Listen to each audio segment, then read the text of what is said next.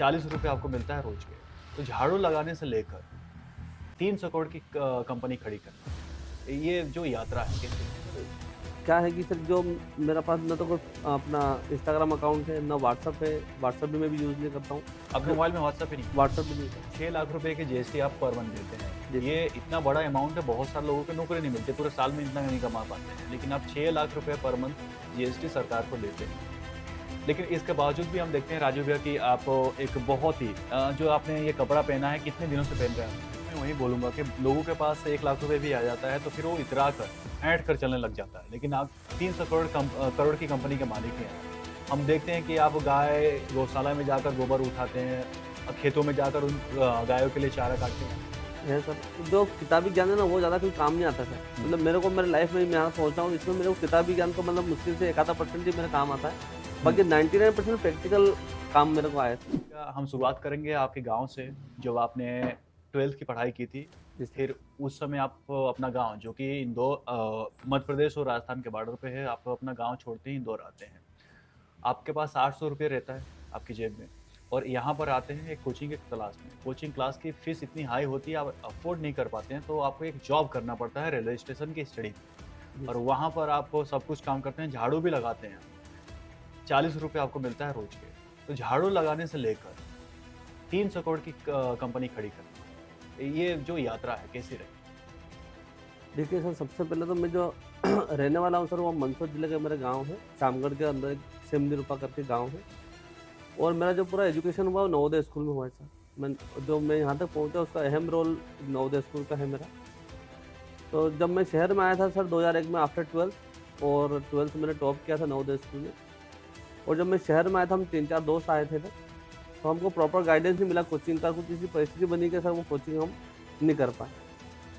तो फिर मैंने अपना खुद का जॉब सर्च किया कि यार मुझे खुद का अपना बिज़नेस करना है, तो उसके लिए फिर इस सिलसिले में फिर मैंने जॉब का सर्च किया।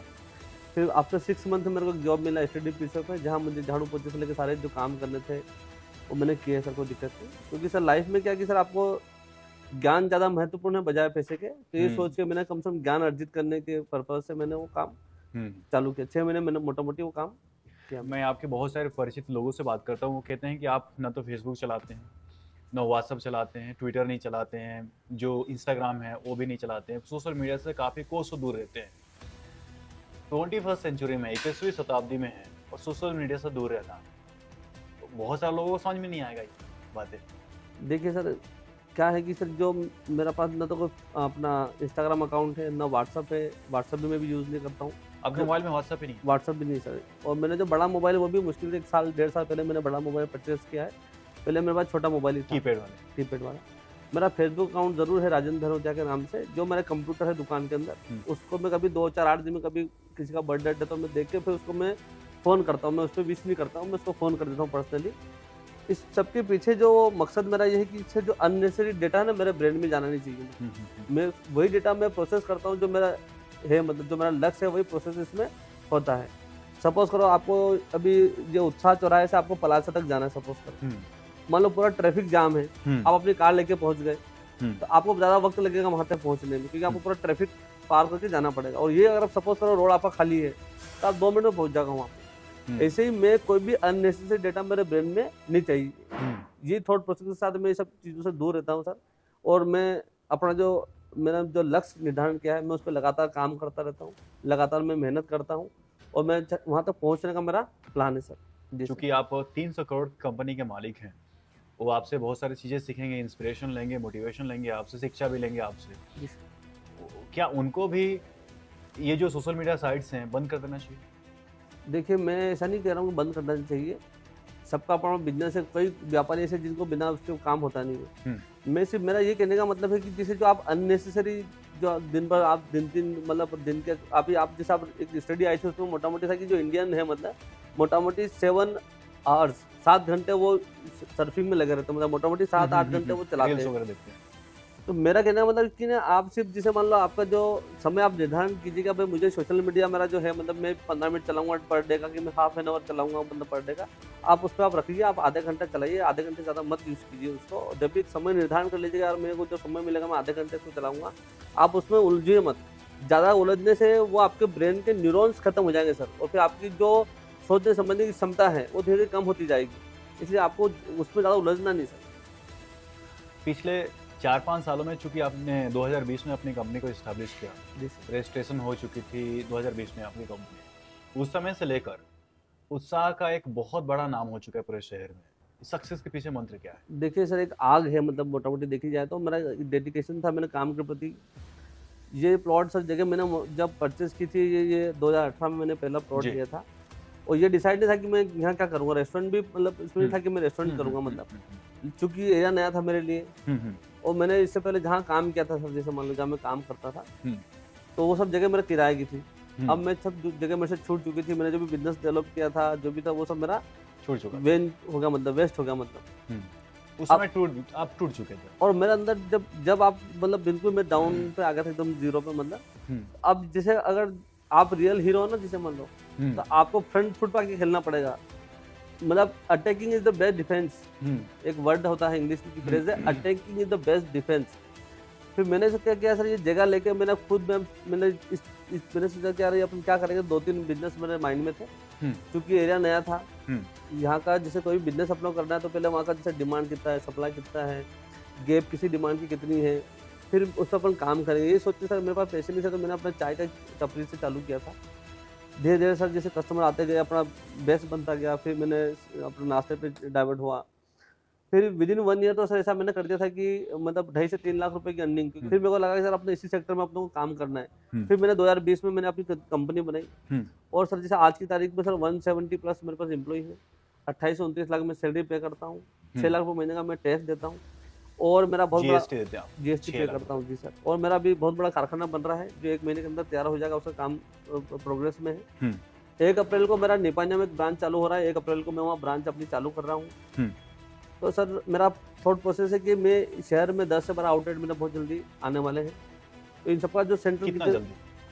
विदिन 2 ईयर में 10 से 12 आउटलेट कर दूंगा सर। 6 लाख रुपए की जीएसटी आप पर मंथ देते हैं। ये इतना बड़ा अमाउंट है, बहुत सारे लोगों को नौकरी नहीं मिलती, पूरे साल में इतना नहीं कमा पाते हैं। लेकिन आप 6 लाख रुपए पर मंथ जीएसटी सरकार को देते हैं। लेकिन इसके बावजूद भी हम देखते हैं राजू भैया कि आप एक बहुत ही जो आपने ये कपड़ा पहना है, कितने दिनों से पहन रहे हैं आप? ये तो सर मेरा कोई दिन तो मैं 2 दिन में एक बार, मतलब 2 दिन बाद ही मैं धुलाता हूँ। 2-3 दिन में? जी, 2 दिन एक कपड़ा आप 2 दिन तक पहनते रहते हैं। बिल्कुल आप साधारण व्यक्ति के साथ की तरह दिखते हैं, डाउन टू अर्थ आप माने जाते हैं, बिल्कुल धरती से जुड़े हुए हैं। जी सर। कोई घमंड नहीं है आपके पास? देखिए सर, मेरे पिताजी जैसे किसान से खेती करते थे और हम जैसे बचपन में सर हमने क्या जैसे सब सीखा, जैसे हम रामायण हमको दिखाते थे। तो हम जब रामायण देखते थे ना सर, तो उसमें सर जो थॉट प्रोसेस हमारे ब्रेन के अंदर उस जमाने में गए थे, वही था कि यार अपने को देने की भावना हमारे अंदर है। जैसे देने की भावना हमारे अंदर है। जैसे कि एक तो हो गया महाभारत, उसमें सभी लड़ते हैं लेने के लिए। हमने देखी रामायण, हमारे पेरेंट्स हमको रामायण दिखाई, तो त्याग दिखाता, मतलब जैसे भाई भाई को तू ले ले, जैसे मान लो। तो कहने का मतलब कि हम तो कर्म प्रधान लोग हैं, हमको कर्म करने आए हैं। हमको ये नहीं कि जिससे देखो सब अपना उम्र जो आजकल एवरेज आप भी देखो 70 साल 80 साल आदमी जीता है। अब इसलिए अपने कर्म, हमारा फोकस कर्म पे है, अपने कर्म करते जाओ। ये सर आपके गाँव से बात करें, उस समय जब आप स्कूल जाते थे, आपका स्कूल 5 किलोमीटर के आसपास था। 5 किलोमीटर आप रोज पैदल जाते थे, वापस पैदल 5 किलोमीटर आते थे। तो 6 महीने बाद आपके पिताजी ने आपकी जो छोटी सी साइकिल है दिलाई थी। जी सर। क्योंकि आपके पारिवारिक स्थिति, आपके पिता की पारिवारिक स्थिति उतनी अच्छी नहीं थी कि एक साइकिल भी अफोर्ड कर पाए। जी सर। उस समय सर ऐसा था कि मैं जो गाँव संघर्ष था, मेरे गाँव से 5 किलोमीटर एक मेलखा करके गाँव है, जहाँ मैं पढ़ने जाता था। हाँ। तो मेरे उस समय जो गाँव के जो एक अपना दोस्त था, उसका नाम था ईश्वर, नाम था उसका। उसके पिताजी लैंडलॉर्ड थे गांव में। तो उनके मतलब जब ईश्वर को पढ़ाने के लिए सर वो क्या करते थे कि वो बंदा अपने को एक लड़का वो चाहिए साथ में, मतलब जैसे। तो हम दोनों स्कूल जाते थे, तो वही हम सारी व्यवस्था करते थे छुड़वाने की, लाने की। वो कभी हमको बुलेट से छोड़ते थे, राजदूत उस जमाने में हुआ करते थे, वही लेने आते थे, वही लेने छोड़ते थे हमको पूरा। फिर आफ्टर 2 ईयर्स क्या हुआ सर कि वो 2 साल के बाद वो बच्चा जो था मेरा दोस्त, उसने मना कर दिया, बोला मैं अब स्कूल नहीं जाऊंगा सर। तो फिर मेरे को तो जाना ही पड़ता था सर। तो फिर मैं 6 महीने तक ऐसे पैदल गया। फिर बाद में एक छोटा साइकिल, जिसको हम मद्दा बोलते हैं गाँव की भाषा में, फिर वो हमको मिला सर मेरे को। राजू भैया, फिर मैं वही बोलूंगा कि लोगों के पास 1 लाख रुपए भी आ जाता है तो फिर वो इतरा कर ऐड कर चलने लग जाता है। लेकिन आप 300 करोड़ की कंपनी के मालिक हैं आप। हम देखते हैं कि आप गाय गौशाला में जाकर गोबर उठाते हैं, खेतों में जाकर उन गायों के लिए चारा काट के लाते हैं। सुबह सुबह उनका जो गोबर होता है नहलाना धुलाना, चूँकि ये भी फैक्ट है कि वो दूध भी नहीं देती हैं गाय, हम्म। फिर भी आप इतनी सेवा करते हैं, गोबर खुद उठाना। कोई एक अंदर से जो ईगो होता है, जो जी सर। घमंड होता है, बिल्कुल नहीं है। देखिए सर, क्या है कि हमारी जो विचारधारा है सर, अपन जैसे अपने जो संस्कृति है, अपना जो धर्म है, तो हमने जो जो अध्ययन किया है, मतलब ब्रेन, हमारे ब्रेन ने जो अध्ययन किया है, मतलब जो भी डेटा हमारे ब्रेन के अंदर आए थे, तो वो ऐसा था कि यार जैसे जो अपना समुद्र मंथन हुआ था, हुँ, समुद्र मंथन में क्या हुआ सर कि जो कामधेनु गाय माता निकली थी, और गाय को ही माता के बाद जो जो मदर रहता है ना सर, मदर के बाद काऊ का ही मिल्क अपन सिर्फ अपने देश में अमृत जैसा। गाय को माता बोलते हैं हुँ, जिसे। हुँ, हुँ।